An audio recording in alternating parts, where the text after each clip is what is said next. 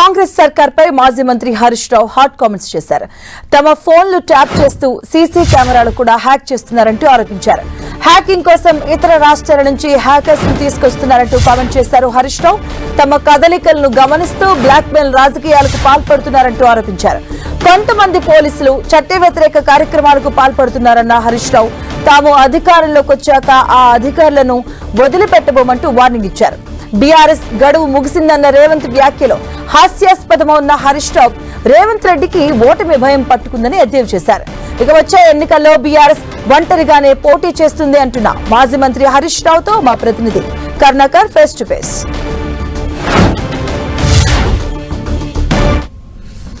ప్రభుత్వం సిట్ వేసి విచారణ జరుపుతుంది. ఇటువంటి సమయంలో మాజీ మంత్రి హరీష్ రావు గారు ఫోన్ ట్యాపింగ్ తో పాటు తమ సీసీ కెమెరాలు కూడా హ్యాక్ చేస్తున్నారని చెప్పి సంచలన ఆరోపణలు చేశారు. మనతో పాటు హరీష్ రావు గారు. సార్ చెప్పండి, మీరు ఫోన్ ట్యాపింగ్ పై ఆల్రెడీ సిట్ విచారణ జరుగుతుంది. బీఆర్ఎస్ హయాంలో ఇప్పటికే ఫోన్ ట్యాపింగ్ జరిగిందని, మీరేమో మీ ఫోన్లో ట్యాప్ అవుతున్నాయి, దాంతో పాటు సీసీ కెమెరాలు కూడా హ్యాక్ చేస్తున్నారని చెప్పి సంచలన ఆరోపణలు చేశారు. ఏంటి దీని వెనుకున్న కథ ఏంటి? మాకు స్పష్టమైనటువంటి సమాచారం ఉంది.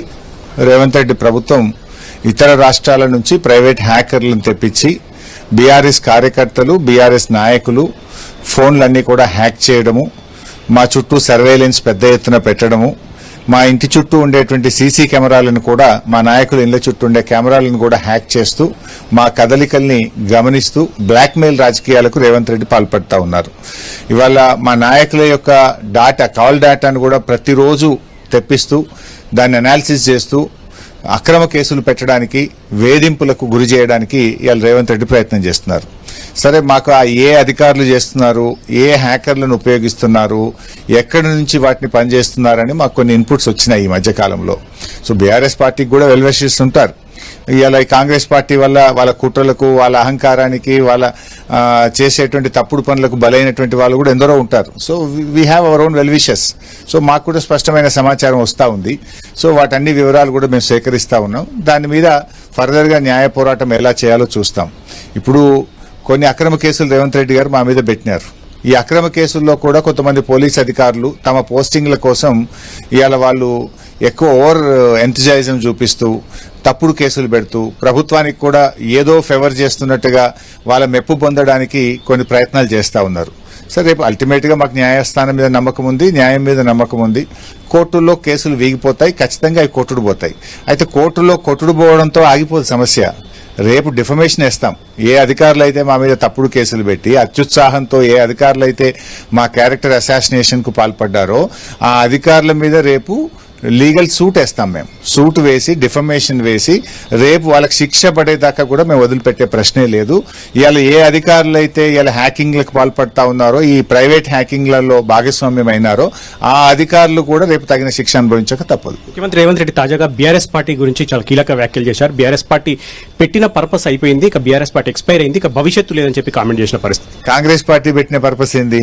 దేశానికి స్వాతంత్రం రావాలి. మరి దాని పర్పస్ కూడా అయిపోయింది కదా. కాంగ్రెస్ పార్టీ మూసేసుకుంటారా? సో ఇలాంటి పిచ్చి వ్యాఖ్యలు మాట్లాడడం మానుకుంటే మంచిది.